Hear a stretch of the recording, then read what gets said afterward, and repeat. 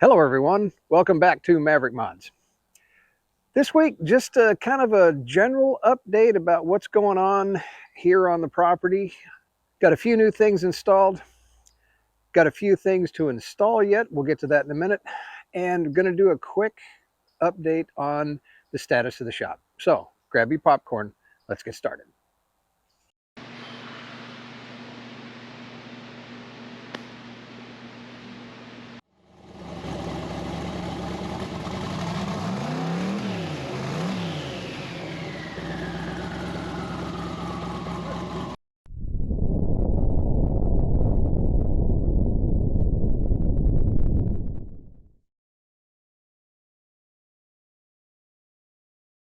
Well, since I started the intro here, we'll just start here and kind of work our way around the house and see what's going on. Not in any order of what's happened versus is happening. First thing, under the tarp here, we have to be installed. I know it's kind of hard to see up in there. That looks suspiciously like a condenser for an HVAC system. So that is to be installed this coming week. I'm going to do a full episode on that. Let's go inside in the basement real quick and see the other part of this.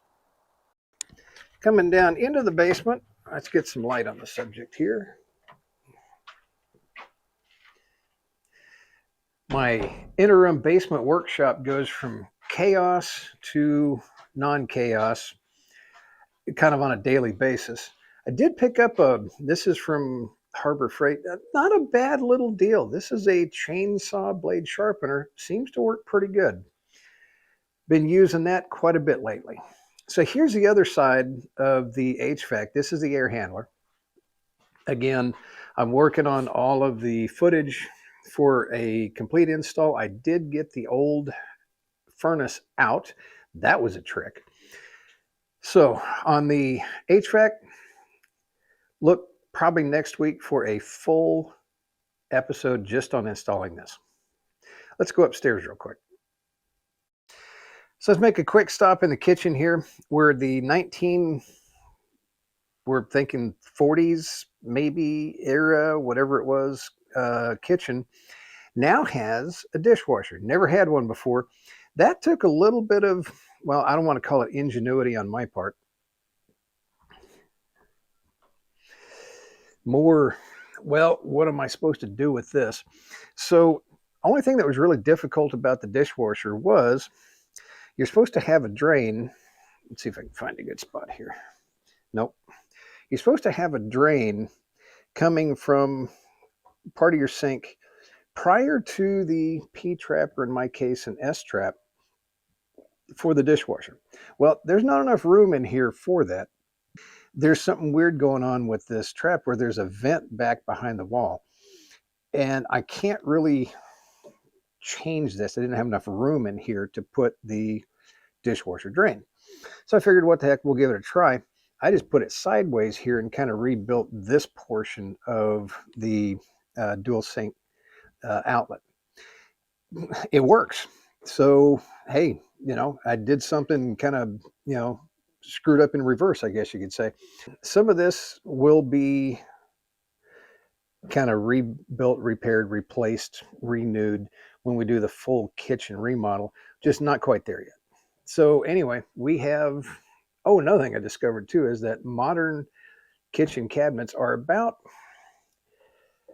1 or 2 or 3 inches deeper now than they were back in, well, whenever this kitchen cabinet setup was built. So we'll be addressing all of that when the full kitchen remodel happens. All right, next stop. So next up, laundry room. Again, this house never had a washer and dryer. So this room here is, again, one of the rooms that will get a full remodel. But the laundry room is one of the rooms that will get a full remodel. But I've got two choices. I could either tear the entire house apart all at once and do everything at once, or I can do it a room at a time. I'd rather do it a room at a time. And what that means is, to us, of course, we have to live here in the process. I'd rather make it usable and livable for us in the interim, temporary basis. Again, I know some guys have said, the temporary repairs become permanent. In my case, they are actually temporary. It's just I'm going to get to it as I can get to it and kind of do one room at a time. And so, just like in the kitchen, where there will be a full kitchen remodel, we've still got to be able to use the kitchen until I can do the full kitchen remodel. So, same thing in the laundry room here. I've got to plumb it and wire it and get everything set so we can actually have a washer. I mean, so we can actually have a washer and dryer. But it's going to take a little bit of time for me to get to the full remodel, which then will kind of make everything more permanent. So let's take a look at what I did. Let's start with the dryer because that was the easy one. It's just a matter of wiring in and wiring out. The reason it's kind of sit up here is that the laundry room is kind of the third. It's how do I put this? This floor is about 2 feet below the dining room floor. So the dining room goes out, and then it's about 2 feet below the main house level. So on the other side of this wall, I have the original rock wall basement wall. So everything for now, until I can figure stuff out, kind of has to go up, over, and then past the rock wall, and then back down on the other side of this wall. Seems kind of weird, but that's all right. So that's why that's sitting up there right now. Same thing with the plumbing intake. Now, all of that was pretty easy. Problem is the discharge for the dryer. So basically, the dryer, excuse me, the discharge for the washer. So when this thing dumps all its, used up water, that's about 30 gallons between the wash cycle and the rinse cycle. It's got to go somewhere. Still working on that. We've got a temporary setup right now, and I've got the same problem. My discharge for the washer has got to go up, through, and then back down until I can find a permanent spot to essentially figure out how to bore a 2-inch, greater than 2-inch hole through about 18 inches of solid rock. That's a skill set I'm still working on. So we've got a washer and dryer. We did have kind of, I guess you'd call it a couple of false starts with the plumbing or the discharge plumbing for the washer, which highlighted, and again, I knew about this. We highlighted kind of a problem with the floor. Let me back up here so you can see it. After flooding the floor here a couple of times, of course, all of this tile here is just, it's past its expiration date. And it started coming up, and as the water came through here, it kind of pulled up all of the dirt and grime and whatnot that was kind of trapped under and in all the cracked tiles. So I started pulling the tiles up. And so again, it's going to come up. One of the things is I didn't know the composition of this floor. So getting the tiles up helped me figure that out. What the floor in this room is basically it's a poured concrete slab. I don't have access through a crawl space under this particular floor. And of course, this is all just concrete. So here, and this is a question for you guys. So what I've got here is as the tiles came up, and they came up really, really easy. Underneath is, well, for lack of a better term, the tiles were put down with what almost looked like something similar to tar paper you'd put on roofs.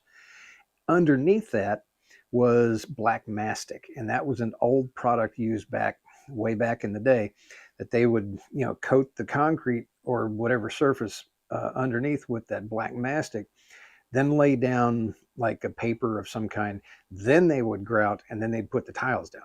Problem is this black mastic, it ain't coming up, and I don't have to necessarily get the mastic up, but I need to get that paper off of the mastic to have a smooth enough floor that I can then come back with some concrete primer or something like that and level everything out. Does anybody have any ideas about a good way to pull the paper portion up from this little area here because I'm working on this floor right now. So if you know, put it down in the comments. Well, we're back outside again and looking down the driveway here. I've got most of the English ivy kind of cleared from the base of all the trees here coming up the driveway. Still won't know until probably next summer if these trees are going to come back. But the ivy clearing and clearing of the grounds is getting there. The reason I started here was I kind of wanted to go to this little area back here and start talking about the shop. Because I know most of you guys are really interested, obviously, in cars, and I can't get back to the car until I have a new shop. The road kind of comes along that way back there. And so option one for shop placement was going to be potentially right here. Now, it gets kind of tight due to setbacks and all that kind of stuff kind of right back there. So this spot was always kind of iffy for two reasons. One was the setback and just, getting awfully tight there. The other was this guy right here. Now, I don't know how tall that is, but that's got to be 50 or 60 feet tall. That's a black walnut. And just that tree would have had to have gone in order to make room for the shop. So that's a bad option. And my well is back over here, so I can't really change much of that. And then, of course, the garage is right there. So this spot never really was ideal for shop placement. So we decided, kind of going toward the back 40 here, better place for it. As you can see, there's just a whole bunch of dirt here. Well, that dirt is new.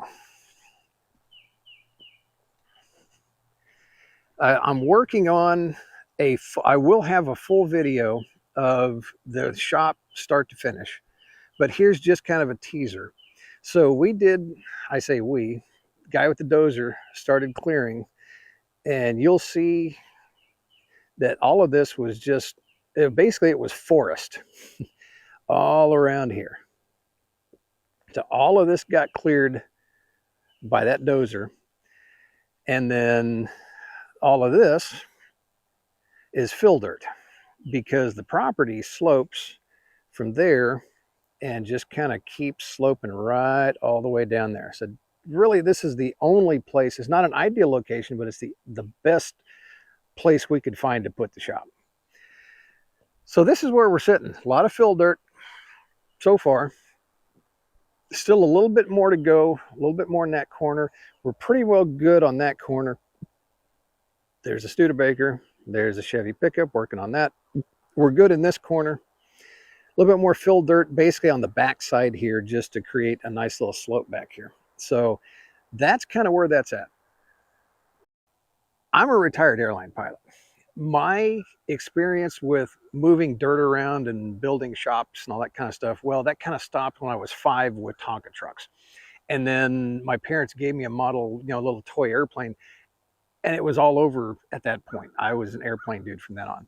So I'm learning a lot about this process. And believe me, there's none of this that I could have done myself. So I'm relying on, the outside experts, obviously, to do this. And I'm learning a lot in the process. So now I know it's been several months, and, any kind of a delay just kind of, it just kind of, come on, get going. Well, there are factors. Last month here, we had almost 6 inches of rain, which is about 3 inches more than what's considered normal around here. And that means that, guess what? This can't happen when it's raining, and you got to have a couple days after it rains for it to dry out so they can start, so that this doesn't go slide down that way. Again, I'm learning. So some of the delays, it's kind of frustrating, but Mother Nature. We're working on permits. Again, that's something I've never really had to deal with before, and that can delay things as well. So keep the faith. The shop is going to happen. And once the pad is done and once the concrete floor is in, the building goes up just in a matter of a couple of days. So it'll go from nothing, nothing, nothing, nothing to bam. All of a sudden it's, wow, it's done. That's what I'm hoping. So that's kind of where we're at on that. And there's one final thing I'm going to show you here. I've been doing a lot of clearing back here, kind of back, got rid of some old sheds and garbage there. I'm clearing back there as I get to it. But one of the things I've discovered in the process of removing a lot of the ivy is I was originally hoping I could keep this tree, and it looked better than it does now, because before, basically everything in this tree was ivy. And once you kind of clear the ivy out, most of that top of that tree is now kind of hanging down. That thing broke, and there was a humongous ice storm here about 4 years ago. This tree's got to go. This tree's done. So I'll have to take this tree out. And back here in the back,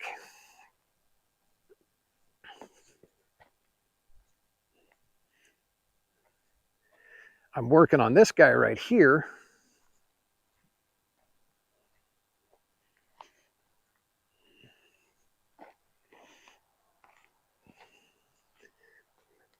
Got it about 75% done.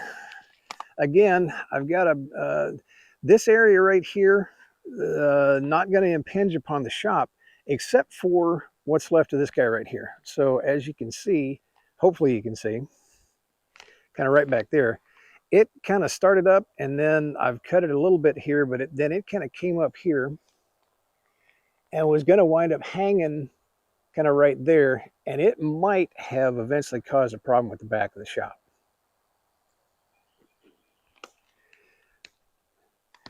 So I've been looking at this area here trying to figure out what to do with this little group of trees. And again, once you get the ivy gone, I don't know if most of what you see up there is ivy. There's not a whole lot left of the trees, and you can see a lot of holes. The trees are in pretty bad shape. This whole little copse of trees, I'm gonna have to take all of that out, I think. But I had to start with this one. So I dropped it. It kind of fell right there. I've been clearing branch removal and kind of working from the top of that tree back to the point where I'm at right there. So I'm working on this, and I'll get the rest of this cleared out and kind of start working on all this. The idea being that once the shop is done, back behind the shop here, we can have a kind of a little drive path that one of them's going to go back that way once I clear there, and one of them can kind of come back here. And so I've got access back here as well. So that's the update, and that's it for this week, guys. Not a whole lot of activity. Well, not a whole lot of activity I could have put on camera. A lot of activity going on. Next week, I'm going to have HVAC installed. Hopefully by this time next week, I will have solid updates on the foundation for the shop, along with just working around the grounds here. Certainly appreciate everybody tuning in every week. Big thanks to you guys for following along on all my adventures and my projects. And keep the faith. Automotive work will commence as soon as I possibly can, well, have a place to do it. What else am I supposed to say? Please like, share, subscribe, notify, blah, blah, blah. You guys know the drill. We'll see you all next week. Everybody, have a great day.